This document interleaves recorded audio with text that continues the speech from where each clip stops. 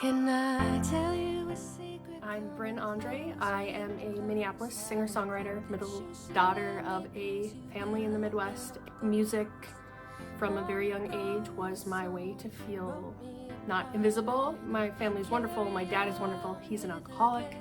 A lot of times my mom was saying things are okay, but I knew they weren't. Grew up on Jewel, Tori Amos, Alanis Morissette.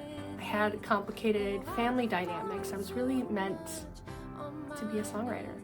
Became this high school music darling and moved to the big city for college in Minneapolis and just hit the ground running. Like most 20-somethings, I went through a very visceral breakup. Then I really wrote some songs. The immediacy and the primal nature of love and loss and finding new love. Went down to Nashville and recorded that, which was this whole exciting thing. The momentum of everything just kept growing.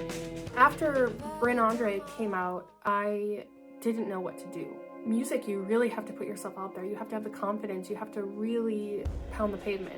My dad was out of reach, and my dad continued to spiral out of control. And so there was just a lot going on. I really was craving stability, I think. I was in love at the time, and I just pursued that being in love path. And then after a really kind of terrible, horrible fertility journey, we found out we were pregnant with twins.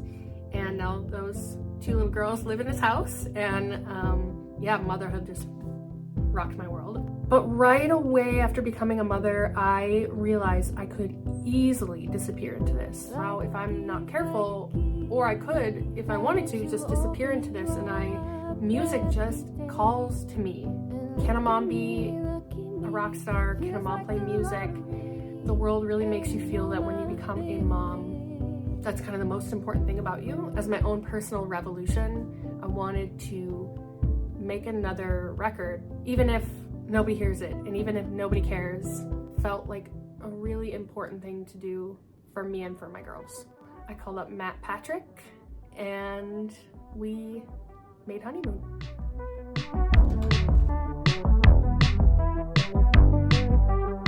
Okay, who pulled the trick? I'm a decade older and I didn't. This is the first album where I have agency over the style, I have agency over the sound. It's like a sequel to Brynn Andre in that, the last record found me leaving this relationship, meeting my summer fling, and it turns out that summer fling, I married him.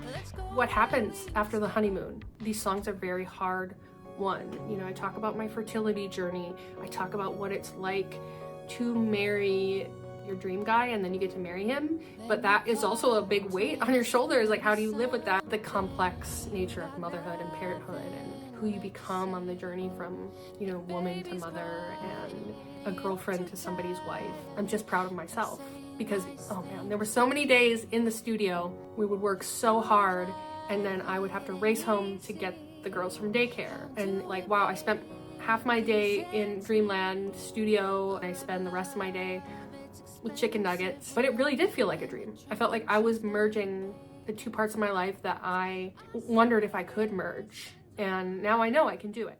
You're my honeymoon.